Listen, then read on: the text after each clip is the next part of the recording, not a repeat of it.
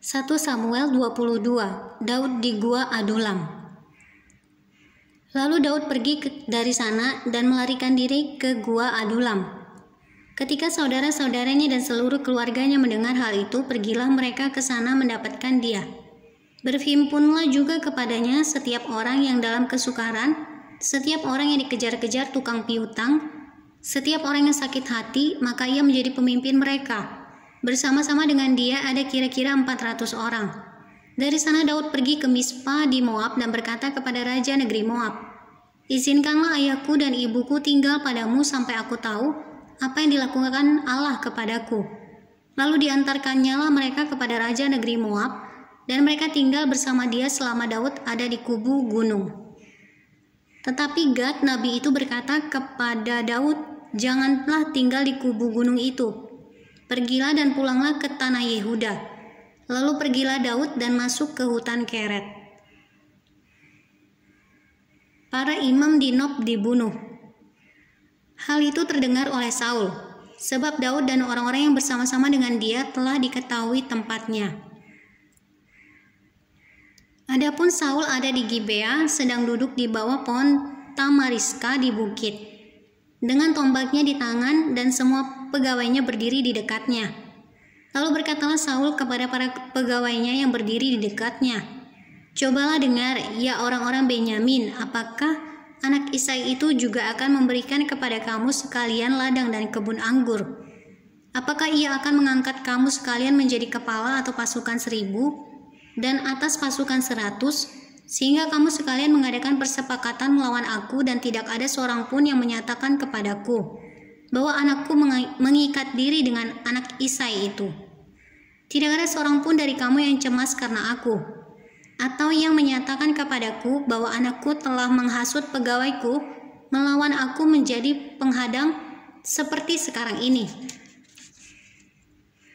Lalu menjawablah Doeg, orang Edom itu, yang berdiri dekat para pegawai Saul, katanya, "Telah kulihat bahwa anak Isai itu datang ke Nob kepada Ahimelech bin Ahitub. Ia menanyakan Tuhan bagi Daud dan memberikan bekal kepadanya. Juga pedang Goliat orang Filistin itu diberikannya kepadanya." Lalu raja menyuruh memanggil Ahimelech bin Ahitub, imam itu, bersama-sama dengan seluruh keluarganya, para imam yang di Nob, dan datanglah sekaliannya menghadap raja. Kata Saul, "Cobalah dengar, ya anak Ahitub." Jawabnya, "Ya tuanku." Kemudian bertanyalah Saul kepadanya, "Mengapa kamu mengadakan persepakatan melawan aku? Engkau dengan anak Isai itu dengan memberikan roti dan pedang kepadanya, menanyakan Allah baginya, sehingga ia bangkit melawan aku menjadi penghadang seperti sekarang ini." Lalu Ahimelech menjawab raja, "Tetapi siapakah di antara segala pegawaimu yang dapat dipercaya seperti Daud? Apalagi ia menantu raja dan kepada para pengawalmu dan dihormati dalam rumahmu. Bukan ini pertama kali aku menanyakan Allah bagi dia. Sekali-kali tidak, janganlah kiranya raja melontarkan tuduhan kepada hambamu ini, bahkan kepada seluruh keluargaku. Sebab hambamu ini tidak tahu apa-apa tentang semuanya itu, baik tentang perkara kecil maupun perkara besar." Tetapi raja berkata, "Engkau mesti dibunuh, Ahimelech, engkau dan seluruh keluargamu."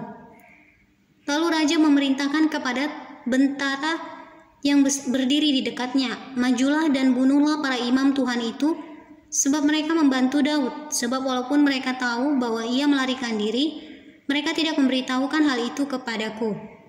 Tetapi para pegawai raja tidak mau mengangkat tangannya untuk memarang imam-imam Tuhan itu. Lalu berkatalah raja kepada Doeg, "Majulah engkau dan peranglah para imam itu, dan paranglah para imam itu." Maka majulah Doeg orang Edom itu, lalu memarang para imam itu. Ia membunuh pada hari itu 85 orang yang memakai baju efod dari kain lenan. Juga penduduk Nob, kota imam itu, dibunuh raja dengan mata pedang, laki-laki maupun perempuan, kanak-kanak maupun anak yang menyusu. Pula lembu, keledai, dan domba dibunuhnya dengan mata pedang. Tetapi seorang anak Ahimelech bin Ahitub, namanya Abiatar, luput. Ia melarikan diri menjadi pengikut Daud.